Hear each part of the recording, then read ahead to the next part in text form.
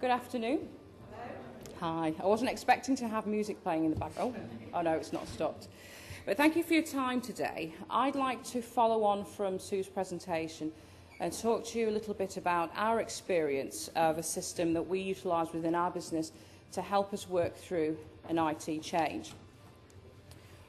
So in terms of what I'm going to talk to you about today, I'll share with you. I'll look at introducing what's called an electronic performance support system, why systems like this work best through integration, how to design materials and the things to consider when designing materials, and of course an area which is important to all of us, which is the quantifying the effects and the return on investment.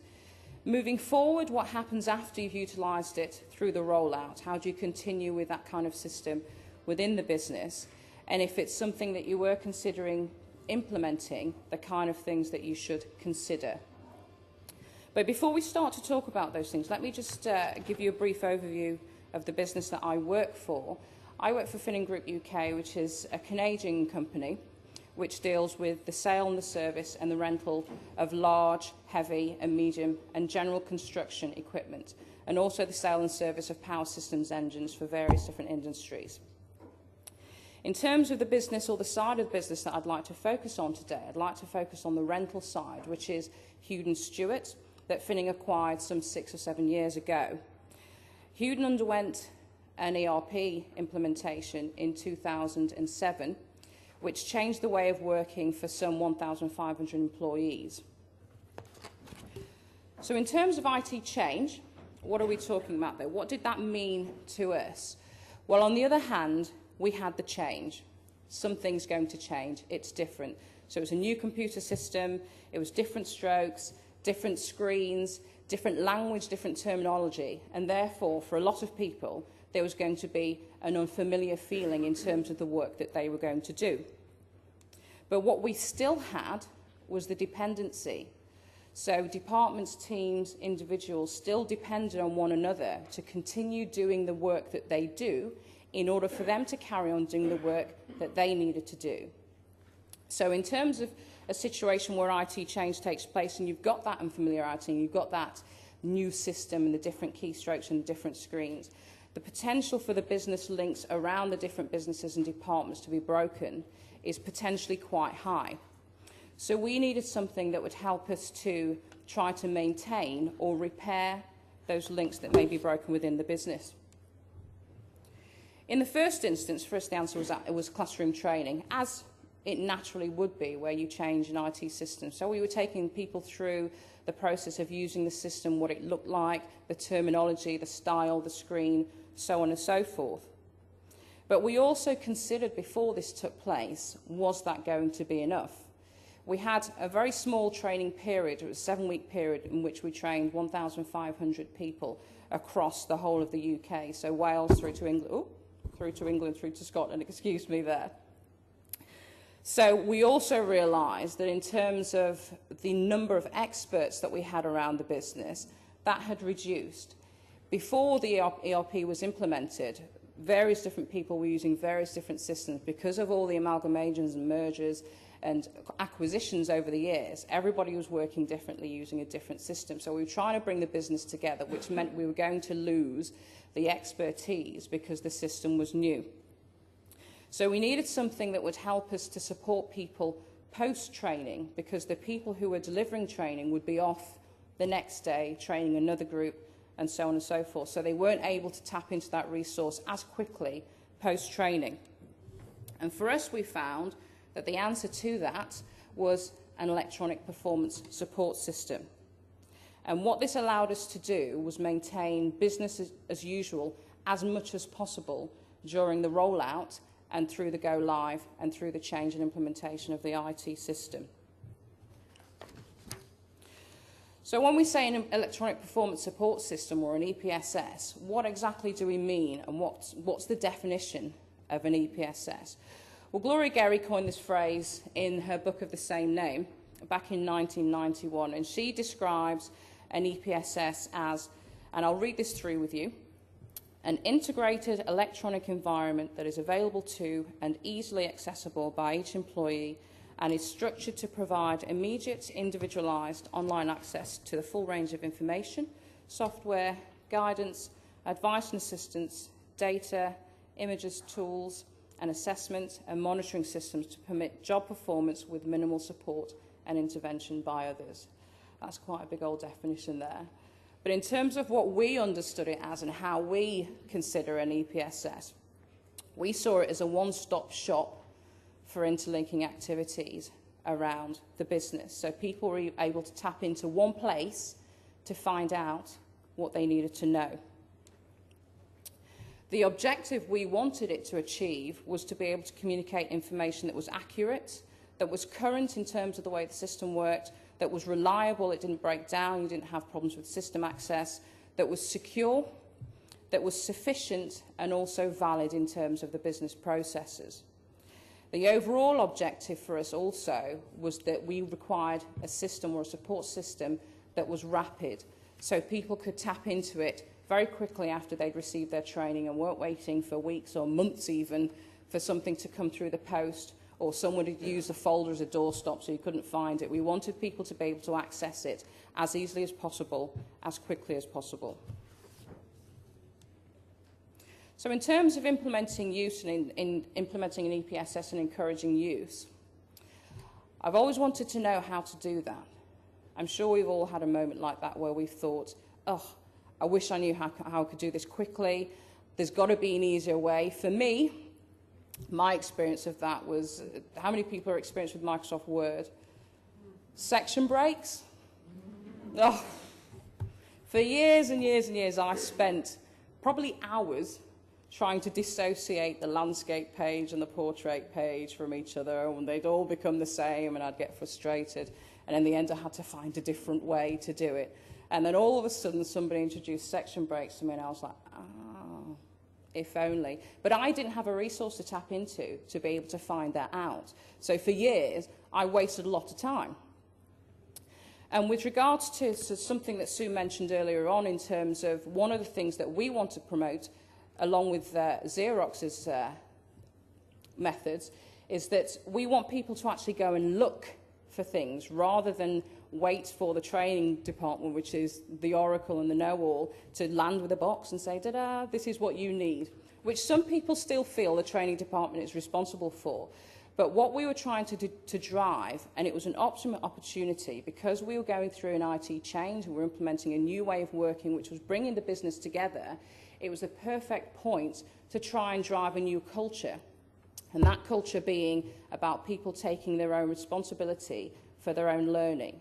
So what we were trying to move towards is taking people from asking the question, I've always wanted to know how to do that, or I wish I knew how to do that, to, aha, I know where I can find out about that. I know where I can find out how to do that. And it's important that in order for an EPSS to be successful, that you need to implement it culturally, and it needs to be led with the business leaders in order for it to have a higher chance of success.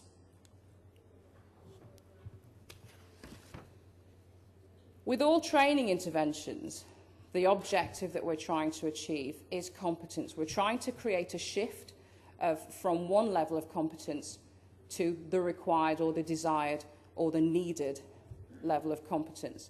And I always think of people's way of learning in terms of a learning formula. And up until my experience with an EPSS, I had 3 elements that I felt contributed towards competence. We look at the current skill level in place. What do people know? What do we need them to know? And therefore, what do we need to do to get them to move to where they need to be? What's the attitude and motivation to learning and training and development within the business or within the individuals? And also, what training is available? We found that through the implementation of our ERP system and the cohesion with the introduction of an EPSS, we could start to drive a different culture and add an extra bit to this learning formula, which is the learning autonomy. So it gave people the choice to be able to go away and learn more or revise or revisit in their own time, in their own way, away from the classroom. So it gave them another option. There are still many people who are scared of the classroom environment. But by having something that was non-intrusive, that didn't put them in the spotlight, so to speak, we found that people were given another choice and they could learn in their own time. So what we were trying to drive through those last three elements, the attitude and motivation, the training and the learning autonomy, is a self-development attitude. And we tied the EPSs in with our training courses so people were aware of the system being available to them and where they could go to find out post-training.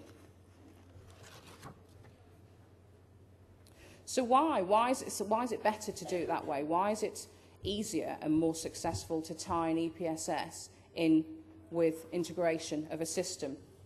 Well, recall is something that we hope will kick in post-training. So people will go back to their workplace, they'll sit in front of their computer screens, and we're hoping that they'll remember what we trained them and the processes that we took them through and how to do particular things. But it has been proven that recall decreases with an increase in the amount of time since the training had taken place. For some of the people in our workforce, there was already a difficulty or a low level of IT skill. So the potential for the recall for the IT system to be lower was quite high. So what we wanted to do was take the pressure off in terms of recall and allow people to realise that they didn't have to remember absolutely everything. Taking the bigger picture back with you, but then following through with support could be an option for them if they felt they weren't able to take on all the knowledge within the training course itself. So for us, the EPSs was taking the pressure off in terms of the recall of the system processes. So when you come to designing materials, you have to think about a few things. The things that we found that we needed to work on was the simplicity. We actually did make mistakes with the first versions of the learning guide and realized that the terminology that we were using was too complex for individuals. So when they were trying to search for a way in which to do things, they were having to go through layers and layers and layers of various different things, clicking on words and clicking on screens that to them meant absolutely nothing. So the simplicity in the first instance did affect its use, and therefore we had to simplify it more. Therefore people were able to find things more quickly and get to where they needed to get to sooner rather than later. The look and feel was also an important factor. We were trying to drive a new culture, a new way of working forward, bringing the business together. Therefore we had to ensure that the look and feel was consistent so that people knew that they were working within a business system when they were working within the EPSs. Images, pictures, it's important to insert pictures and images at the relevant points so people are able to translate from the guide to the actual working and visualize what it is that they're trying to get through and the process they're trying to work through. Language is also important. Again, a mistake that we made. We talked in jargon, we talked in abbreviations, we said various different things which were more applicable to the system than they were to the process. And again, that didn't help people, so we found that we had to go back and reword in order to re-engage those people. But one thing that we did get right was the fact that the authors needed to be the experts. The training department added the value in terms of the training materials being a guidance and taking it through from a training perspective, but in terms of the processes and the systems, the people that we needed to be the authors of those were the system experts and the process owners. As in order for us to have a higher chance of the processes working, we needed to hear it straight from the horse's mouth. We also needed to make sure that the individuals were trained and were aware of all the other elements moving forward, making sure that the look and feel was consistent, eventually that the language was simplistic and the images were inserted at the relevant points. So then when we moved forward looking at quantifying the effects and looking at return on investment in terms of our EPSs, the easiest area to look at, which is the most important area for most people, is to look at the business results. And what we found was that the need for refresher training or any retraining was actually reduced in terms of minor updates. Since the launch of the ERP system, there's actually been 13 versions of our EPSs, which shows you how many times we've updated it. Therefore, we would have normally brought people in if we'd had these changes, or we would have sent out a manual of some sort. But we were able to drop that information into the EPSs, and through leadership we're able to get people to be aware of these changes and the communications with the various different departments. The help desk calls decreased as time went on, as people were finding that they were able to go and resource information for themselves. We found that we had a reduced spend on training support literature. As I said, we've had 13 upgrades of our EPSs in terms of its content since the launch in 2007, July 2007.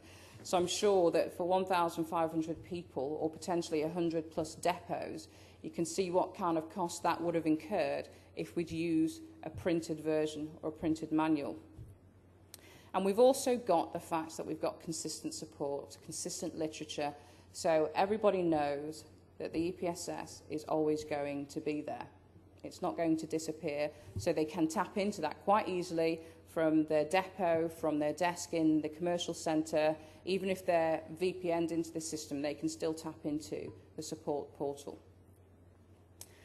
We also had individual feedbacks and have found that particular departments are utilising the content within our EPSs to run their own internal training programmes. If there's an area of focus that they need to move forward with or to retrain people in, they actually take the time out themselves and have coaching sessions and use the EPSs to help them support that. We also carried out our employee opinion survey in 2008, as we had done the year before, and we found that the results for learning and development had gone up by 12%. Now, whilst not all of that can be attributed to the EPSs, it's certainly a contributing factor in terms of the systems and the processes and what we're making available for people within the business. In 2009, we're looking to implement a statistics and feedback tool as part of our EPSs system, so we can monitor specifics and also secure knowledge drops more swiftly and crispen the process, which we utilise to do that.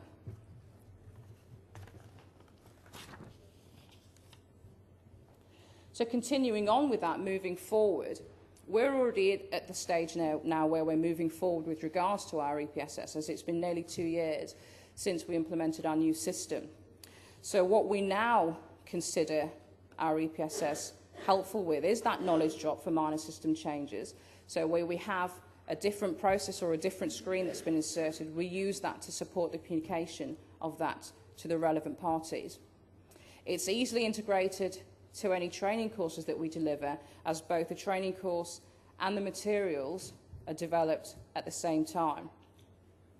We've increased the scope a little bit and added in things like process maps and business links, and we will be looking to add further information to the business as this year runs through in terms of things like not just IT systems but health and safety. We're a very sales-driven organisation, so sales materials for product materials that be available for individual, health and safety and other areas that more softer that can support our businesses, and drive towards an organisational Bible, basically. So people know that there's a one-stop shop for everything from MoveX through to health and safety, through to technical, through to product, through to sales. So we can then still drive the culture of self-learning within our organisation at a minimal cost. So up until now, I've talked about an EPSs being a very advantageous tool, but there is a question, and it's a question that we had to ask ourselves, not before we implemented, but more so a few months after, is an EPSs the answer to everything? Well, not necessarily. Where we found that it didn't work was in what we call cause and effect situations. So an individual over here does something wrong or incorrect or too late, which then causes a problem over here, which then causes a problem over here, and you have this knock-on effect of which then creates a business issue. And an EPSs doesn't allow you to spread the word of that bigger issue, because that's more a cultural and a leadership aspect rather than a knowledge and a development perspective. So in terms of allowing people to see the bigger picture of the business links, we found that the EPSs didn't work, and we still needed to take that through with the leaders of the business. So it doesn't work on its own. It does need to be integrated with other interventions or other leadership. So finally then, to round up, if an EPSs was something that you would consider, a few points that we took ourselves through and we ticked the boxes for, or crossed the boxes for, in terms of determining what we needed. one of the things you should consider is the population, the number of people that you'll be hosting this to. Does the number warrant a system like that, or is it a different demographic which will ask you to use a system like this? But you will need to justify whether or not it's right for the population in terms of size and geographic dispersal. Do you have an internal hosting system, or are you going to have an extra cost in terms of being able to host it or find a system that will host it for you? How accessible will it be to people? Where will those people be, or where will they have to be? If it's terminal in terms of they have to be in a certain place where the server is that going to be able to meet your needs? Content management, do you have the authors and the expertise within the business to be able to author the content as required? And similarly, the technical support in terms of your own internal systems as well as your EPSs provider. Do they match what you require? Help on top is something that we have within our system we find an advantage, which allows the individual to continue on with their work and have the help on top, so they're not flicking from screen to screen. We did have problems getting this working within our business, and we also found that that's distracted people, and it also had, put people off the use of the system because they didn't like the fact that they had to click from one place to one place. So it was disruptive. So the engagement from that perspective could be lowered if you don't have a facility like that. I talked about terminology earlier in terms of the terminology that's used in the content, but something else that's also important is the terminology, the natural terminology of the EPSs system itself. Does that make sense to your business? Do particular words or phrases mean different things? If so, you'd need to take more care or consideration in terms of choosing the right EPSs for you. And then finally, is it the right tool? So thank you very much for listening. I'd like to open the floor to questions.